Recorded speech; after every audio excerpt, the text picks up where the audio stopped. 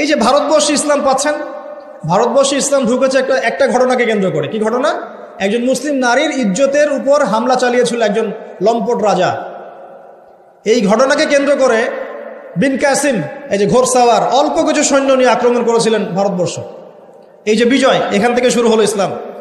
তারও আগে চিটাগাং আছেন, চিটাগাং চট্টগ্রাম, এই চিটাগাং রোড দিয়ে, এই পোর্ট দিয়ে আরবরা বাণিজ্য করত। ওই দিক দিয়ে ইসলাম ঢুকেছে একদিক দিয়ে।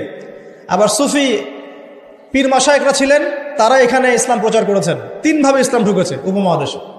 ইসলাম পেতেন না এগুলো। দেখুন কেন হলো এই অবস্থা। বিকজ ওই সময়ে একটা মুসলিম পরিবারের মধ্যে কোরআনের হাফেজ থাকতো। পাওয়া যায় এখন সব পরিবারে? রেয়ার। আমরা মনে করি যার ব্রেন সবচেয়ে খারাপ ওকে হাফেজি মাদ্রাসা দেওয়া লাগবে, আর যার ব্রেন খুব ভালো ওকে আমরা দিব ইঞ্জিনিয়ারিং ডক্টর। আমরা শিক্ষাটাকে ভাগ করে ফেলেছি। একটা হচ্ছে দুনিয়ার শিক্ষা, একটা হলো আখিরাতের শিক্ষা, তাই না? অথচ শিক্ষা তাকেই বলে যা আমার দুনিয়াও দিবে আখিরাতও দিবে, এর নাম শিক্ষা।